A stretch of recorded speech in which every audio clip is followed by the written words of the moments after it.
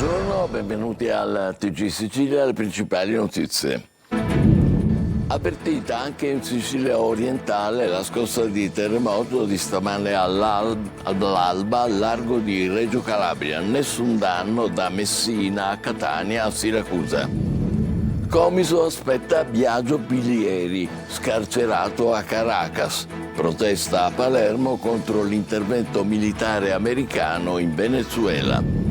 Catania, furto con spaccata ennesima. I rapinatori sradicano con un escavatore la cassaforte di un supermercato. Televisione e spettacolo festeggiano gli 80 anni di Leo Bullotta, grande artista catanese, inossidabile protagonista a teatro, al cinema e nell'intrattenimento. Tra poco al TG Sicilia. Calcio Serie B, il Palermo domani a Mantova riprende la corsa e vuol farlo dando continuità alla striscia positiva del 2025. Serie C, Catania domani con la Cavese cerca i 3 punti dopo il pari di Foggia. Tra poco in campo il Trapani. Domani tocca al Siracusa. Bentrovati, scossa di terremoto di grado 5.1 questa mattina all'alba al largo della costa calabrese, è stata avvertita da Messina a Siracusa nella Sicilia orientale, ma non si registrano, grazie al cielo, danni di nessun genere. Francesco Triolo. Mattinata movimentata per i siciliani della costa orientale a causa della scossa di terremoto di magnitudo 5.1 registrata alle 5.53 di questa mattina al largo di Reggio Calabria a una profondità di 65 km. La sala operativa della Protezione Civile della Regione ha effettuato un monitoraggio telefonico presso gli uffici del Dipartimento regionale di Protezione Civile, comuni e i comandi dei Vigili del Fuoco di Messina, Siracusa e Catania e non sono pervenute segnalazioni di danni strutturali o situazioni di emergenza. Il terremoto di stamattina è una scossa di magnitudo 5.1 localizzata in Mare Ionio, circa 30 km a sud-est delle coste calabre, ad una profondità di 65 km. Proprio per queste sue caratteristiche di profondità, il terremoto è stato largamente risentito sia in Calabria che in tutta la Sicilia orientale fino a Siracusa. E allo stato attuale comunque non ci sono notizie di danni. Molta paura ma nessun danno, quindi, con la scossa che si è avvertita anche a Siracusa, Catania e soprattutto a Messina, dove il terremoto è stato percepito anche nelle abitazioni ai piani bassi. A Messina non ci sono segnalazioni di feriti o danni a cose, ha detto l'assessore alla protezione civile Massimo Minutoli, impegnato più sull'allerta legata al vento che da stanotte sferza lo stretto. Forse una fuga di gas all'origine del crollo di una casa a Albstadt in Germania. Purtroppo sono morti padre, madre e figlio di 6 anni, originari di Castellammare del Golfo. Laura Spanò. Forze di polizia lavora ad Albstadt in Germania per capire cosa abbia potuto provocare la deflagrazione dell'abitazione nella quale sono deceduti giovedì mattina alle 5 Francesco Liparotto, 33 anni, originario di Castellammare del Golfo, sua moglie Nancy Garranco, 30 anni, originaria di Niscemi, e il loro bambino Brian, di 6 anni. Per lunedì si attende l'esito degli accertamenti che la scientifica ha effettuato in quel che rimane dell'abitazione dei Liparotto, completamente rasa al suolo. Al momento si propende per una fuga di gas. La violenta esplosione ha danneggiato anche i tetti delle case circostanti, 7 le abitazioni vicine evacuate.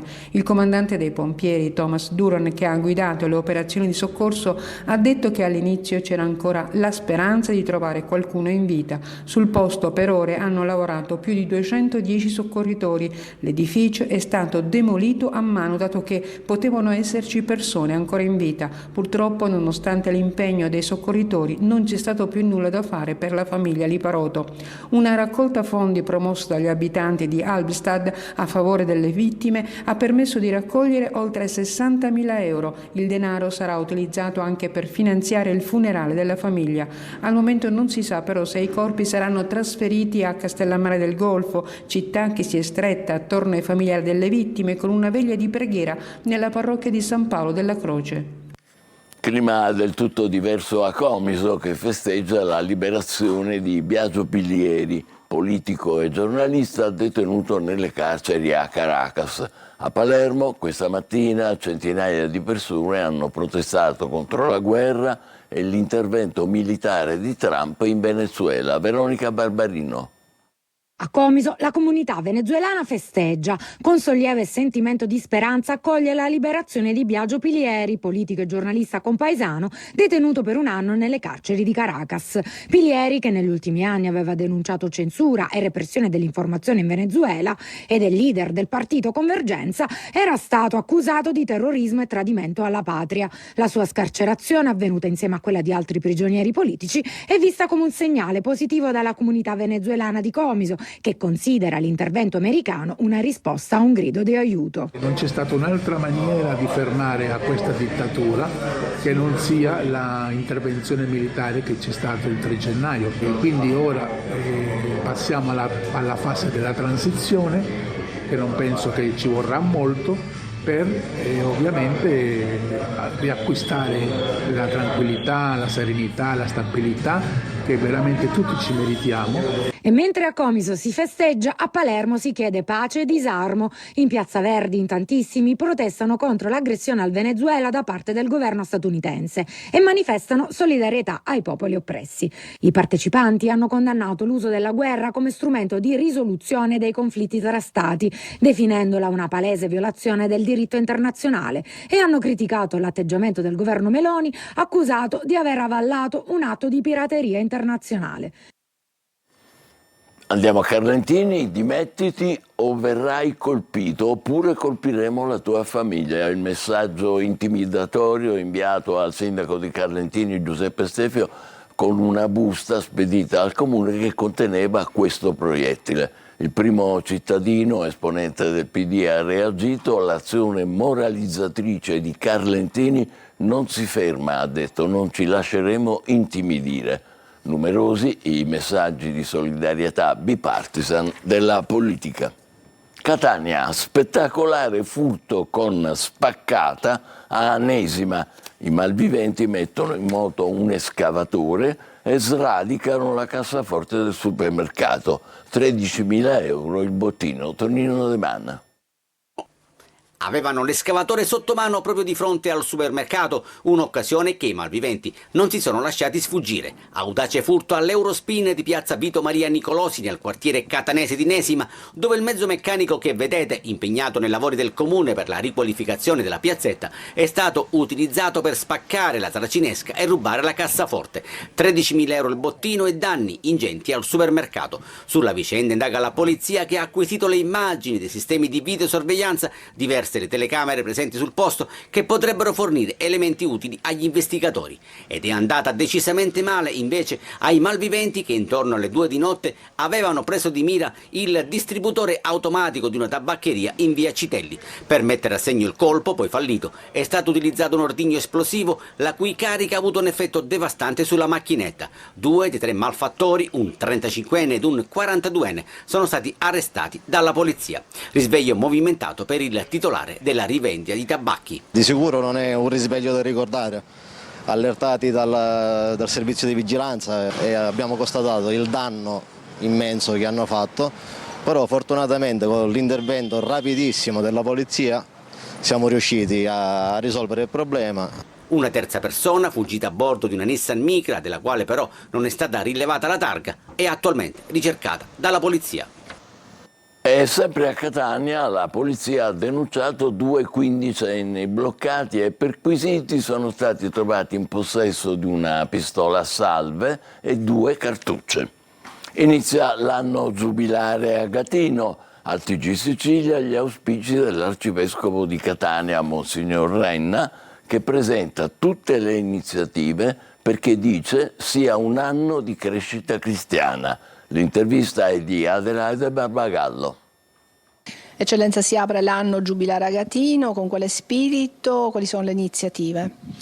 E si apre con lo spirito che è in continuità con il giubileo da poco terminato, quello della speranza, sui passi di Sant'Agata per dare ragione della nostra speranza. Sant'Agata ha tracciato una via di testimonianza, una via di fede. La nostra città ha bisogno di questa testimonianza. Di fronte ad episodi di violenza noi dobbiamo opporre episodi invece di fraternità, episodi che costruiscono la socialità e non la distruggono. La mattina dell'11 di gennaio, festa del battesimo del Signore, in ogni parrocchia sarà accesa la lampada che arderà per tutto l'anno, generalmente di fronte a un'immagine di Sant'Agata. Tutta la diocesi godrà, possiamo dire, della visita delle reliquie di Sant'Agata, che in questo periodo, dopo la festa e poi fino al mese di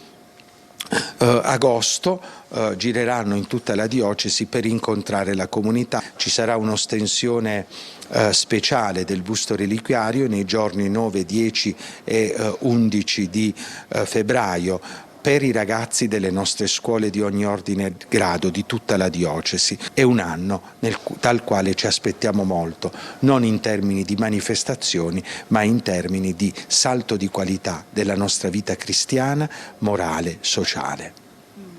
Altre notizie: resta alta la pressione per l'influenza negli ospedali siciliani. A Caltanissetta i reparti sono in affanno, a Palermo è stata istituita un'unità di crisi, Catania amplia gli orari per le vaccinazioni ambulatoriali. Rita Cinardi.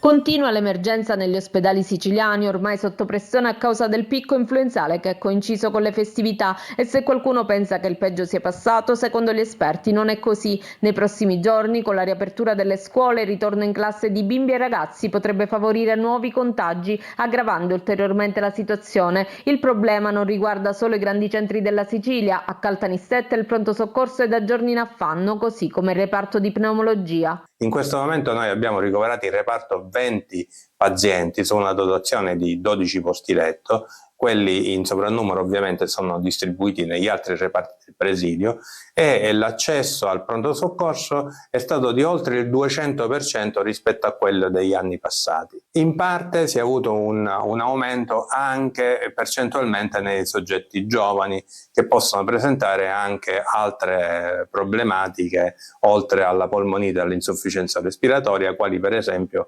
in alcuni casi episodi di embolia polmonare. Una situazione critica, dunque, legata in gran parte alla scarsa adesione alla campagna vaccinale antinfluenzale. La vaccinazione nelle nostre zone è purtroppo poco recepita, con percentuali piuttosto basse anche rispetto alla media nazionale, che di per sé è bassa.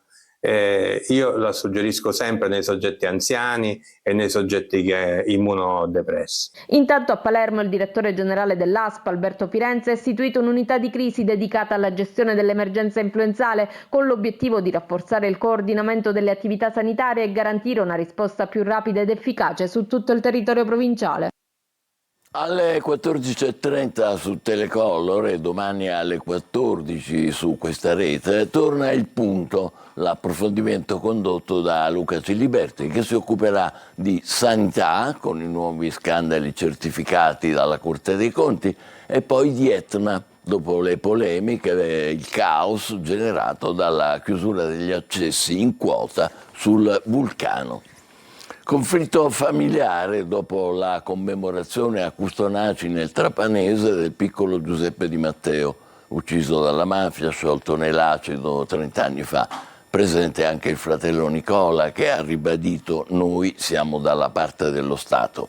Ora il contrasto tra parenti sul risarcimento da 1 milione di euro riconosciuto dal Tribunale Civile agli eredi del bambino, dal quale però è escluso il padre di Giuseppe Santino, che è un collaboratore di giustizia. Ne faccio una questione di principio, protesta il pentito. Io non ho nessuna colpa, ho fatto di tutto per salvare mio figlio.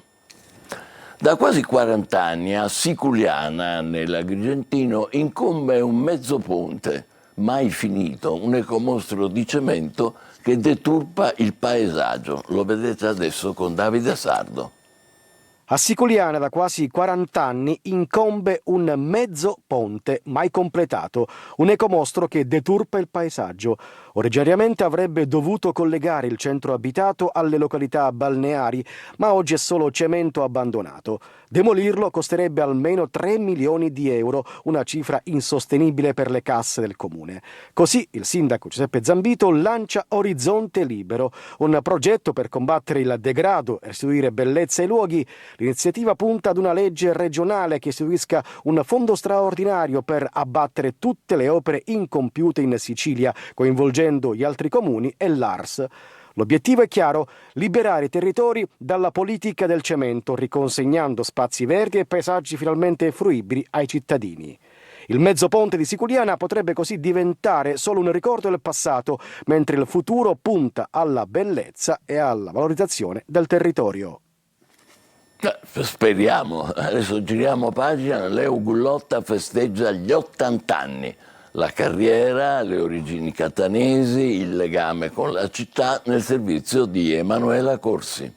Ben trovata Antenna, ben trovato Michele, ben trovata Catania. Attore, doppiatore, comico e imitatore. Leo Gullotta spegne le 80 candeline.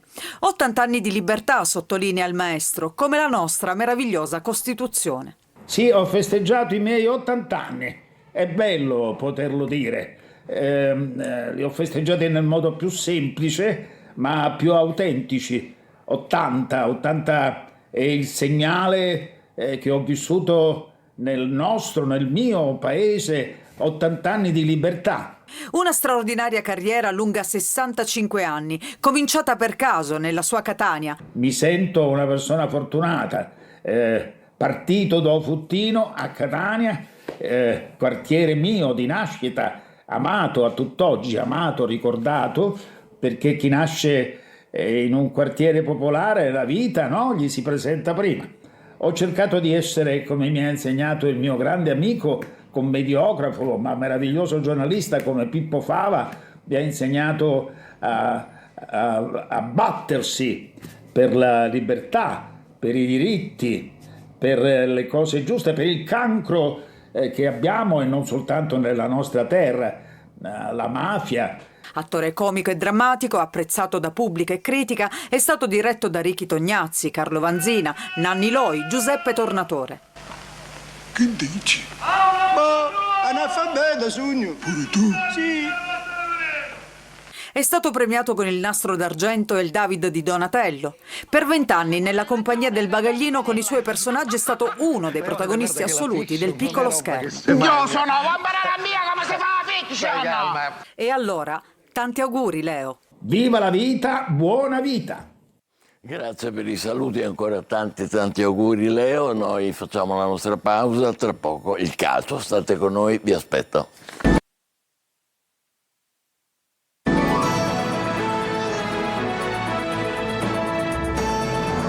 Calcio, prima gara del 2026 domani per il Palermo che giocherà sul campo del Mantova. Inzaghi ritrova tutto il gruppo al completo. Marco Gullà. Si torna in campo dopo la mini sosta invernale. Il Palermo vuole riprendere da dove aveva lasciato, ovvero dalla vittoria. Domani a Mantova, nel match delle 15, i rosanero cercheranno di dare continuità alla striscia positiva del 2025, iniziare con il botto il 2026 è l'obiettivo di Pippo Inzaghi, sperando che qualcuno nelle prime posizioni inizi a steccare. Inzaghi ritrova il gruppo al completo. Bani e Diachité rientrano a disposizione dopo aver scontato il turno di squalifica, mentre Beresischi ha superato l'infortunio che lo aveva costretto a saltare le ultime 2 gare e viaggia verso una maglia da titolare. A Mantova, dunque, l'allenatore dovrebbe riproporre l'11 tipo che aveva garantito continuità e solidità nell'ultimo ciclo di partite. In avanti Palumbo e poi Ampalo partiranno dal primo minuto. L'altro posto, sulla tre quarti, dovrebbe essere di Leduaron con Basic come prima alternativa, in attesa di eventuali novità dal calciomercato. Anche a centrocampo pochi dubbi con Ranocchi e Segre in mezzo al campo, Pierozzi e Augello sulle corsie esterne. Dopo la sfida di Mantova, il direttore sportivo Osti accelererà sul mercato per regalare ad Inzaghi il sostituto di Brunori. L'obiettivo numero 1 resta sempre Tramoni del Pisa. Il Catania domani al Massimino riceve la Cavese, l'obiettivo è riprendere a fare i 3 punti dopo il pareggio di Foggia. Marco Carri. 18 finali, così vengono viste in casa Catania le partite che separano dalla fine del campionato, della stagione regolare, di corsa verso l'obiettivo che al momento è lontano 2 punti, la testa della classifica dove adesso c'è il Benevento, la prima delle 18 finali al Massimino dove finora la squadra di Toscano ha fatto percorso quasi netto, avversario la Cavese, nella corsa conterà tutto, l'approccio, la mentalità e i particolari. Noi dobbiamo tornare a prendere il nostro cammino perché è un gruppo di ragazzi che vuole crescere, che vuole migliorare sempre. Non vorrei avere quella percezione che quando sembrano le partite facili, che hai in mano la partita, il possesso, la pericolosità, noi quella cattiveria di ammazzare o di portare la partita sui nostri binari ancora ci manca e la dobbiamo avere. La squalifica di Celli porta Toscano a cambiare in difesa. Allegretto è pronto insieme a Pieraccini per completare il terzetto arretrato insieme a Di Gennaro. Probabile conferma della coppia Quaini di Tacchio a centrocampo, mentre davanti, con Jimenez alle spalle di Forte, torna Lunetta. Fra i disponibili, Bruzzaniti e Caturano. Tornerà tra i convocati perché da mercoledì si è aggregato al gruppo dopo che era stato fermo domenica scorsa per questo attacco influenzale. Anche Giovanni Bruzzaniti sarà tra i disponibili, anche se si è aggregato mercoledì, ha iniziato a spingere con la squadra da mercoledì, però abbiamo un'altra arma in più nel nostro organico. Catania Cavese sarà seguita da Telecolor con diretta stadio, collegamenti dal Massimino a partire dalle 14, commenti da studio e alla fine le parole in anteprima del tecnico e dei protagonisti dell'incontro. Impegni in trasferta per le altre siciliane di Serie C. Oggi il Trapani gioca a Latina, mentre domani il Siracusa sarà ospite del Monopoli. Sergio Colosi. Trapani atteso da una reazione emotiva sul campo. Dopo la nuova penalizzazione e un complessivo meno 15 in classifica, i Granata giocano oggi a Latina dalle 14:30 un inedito scontro salvezza. Le due squadre sono terzultime con 19 punti, valori tecnici dimezzati anche dalle cessioni. Trapani con una mentalità diversa. All'obiettivo playoff si è sostituita la necessità di fare punti per evitare la Serie D. All'esperienza dei sopravvissuti in Granata si aggiungono le motivazioni degli esordienti come Stauchuk, decisivo all'esordio contro il Casarano e premiato con una maglia da titolare. La cessione ufficiale di Balco Senza e l'udienza di primo grado per la penalizzazione, slittata al prossimo 22 gennaio, fanno da prologo alla trasferta di domenica del Siracusa al Veneziani. Gli azzurri, imbattuti da 4 giornate ma che perdono ancora pezzi, sono attesi da un Monopoli che nell'ultimo turno ha sbancato Cosenza. Pugliesi in piena corsa per i play-off, con il sogno di agganciare il quinto posto. Oggi il Siracusa sarebbe salvo, ma la gestione Ricci, dopo il ritardo nel pagamento degli stipendi e la conseguente penalizzazione, macchierà non poco l'attuale classifica. Per questo motivo servono punti e una prestazione di livello, come quella del turno precedente contro la Salernitana, assenti gli infortunati Zanini e Parigini e lo squalificato Pacciardi. Noi ci fermiamo qui, grazie per l'attenzione e buon pomeriggio.